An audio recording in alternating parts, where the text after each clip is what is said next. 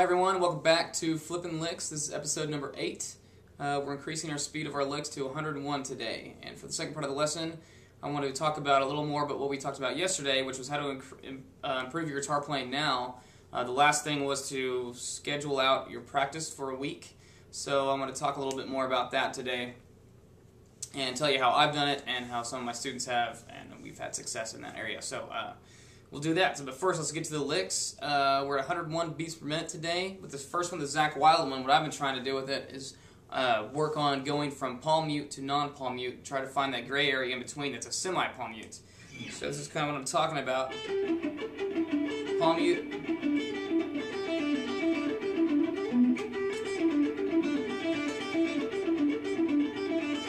Just an area in there. If you can get to where you control your right hand, you can really find there's like 3 different things. Straight palm mute, slight palm mute, and then just no palm mute at all. Okay, so let's try the lick with a metronome. Alright, 101 beats per minute. Let's give it a shot.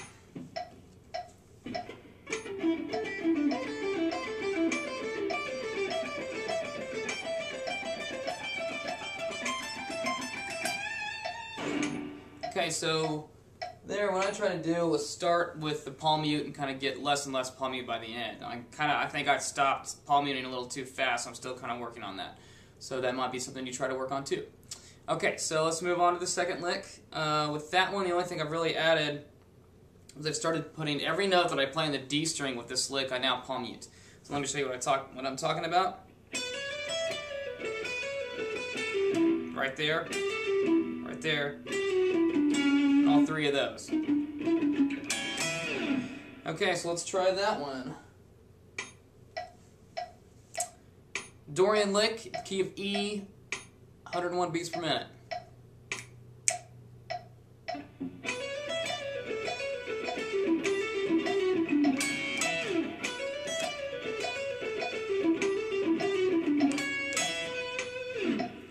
Okay, I've also, with that lick, kind of been working on this the last 3 hits of it, which is this note, the groovy, bluesy ending, right there. So with your right hand, it's kind of a big jump, or the biggest one of the whole lick. So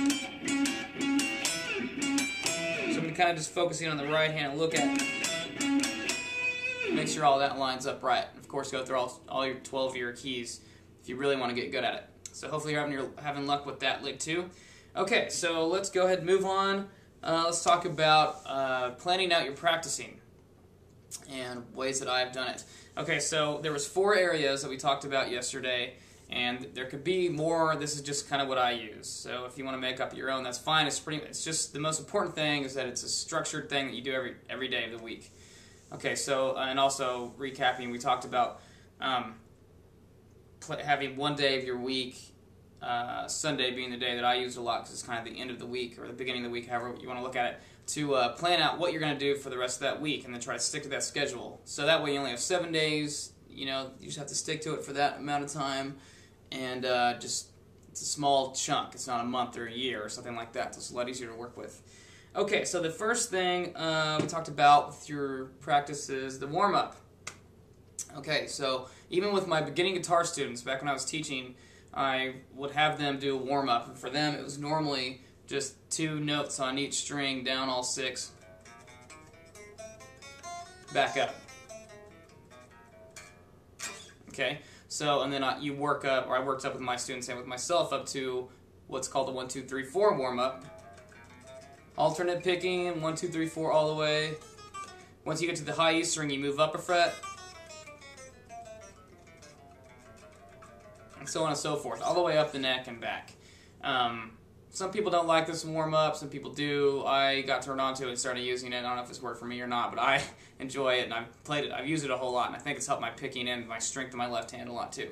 So you might give it a shot. You could also play through scales. It's kind of the same thing.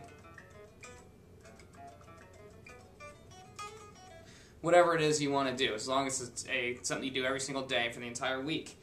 Okay.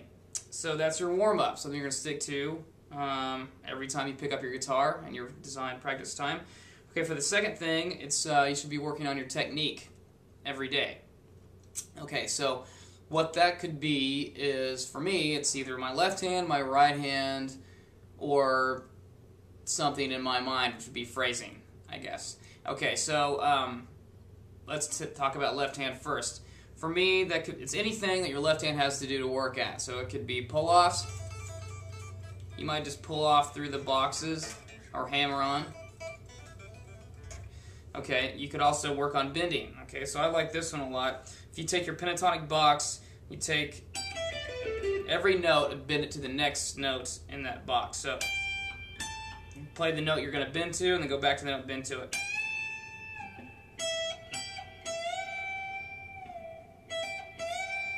It's also ear training because it gets you to hear your bends better to where to land on the next note of the scale. You also have some pretty big bends, like that second one is a step and a half. Okay, so that's a good one for your left hand. Doesn't really matter, once again, it's whatever you want to do as long as it's the same thing for the week. For your right hand, it could be alternate picking, which there's different ways to do that. There's different warm-ups that I've done, like string skipping exercise. As long as you're working on something with your right hand. And you don't have to do all these, just one thing. Just make sure, like, for me, it's like I find out something's wrong with my playing or something I don't like, and I say, okay, I'm adding that to my technique part of my practice.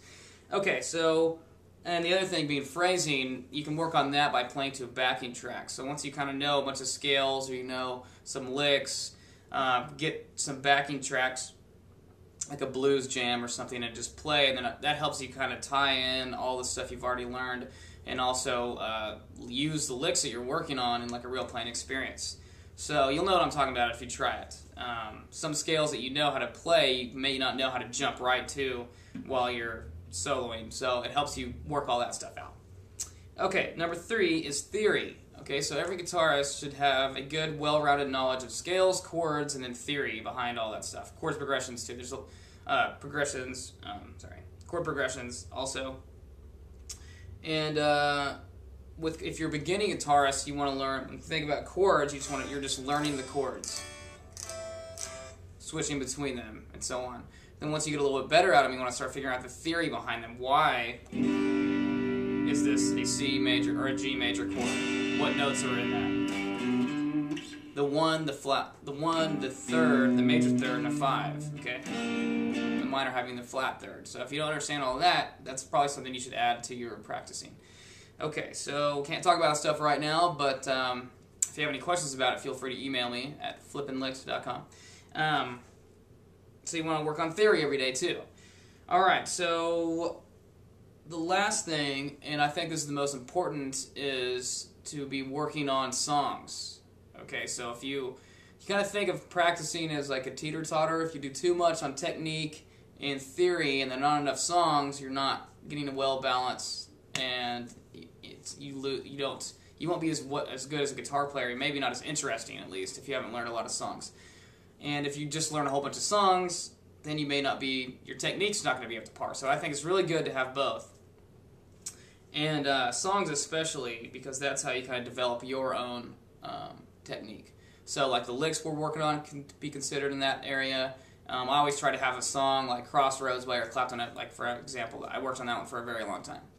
So that's kind of how I've done it. I think we're going to call it a day for now. Thank you for watching. Feel free to contact me and comment. And thanks for hanging in there. Hopefully you guys are following along, and we'll see you tomorrow. Thanks a lot.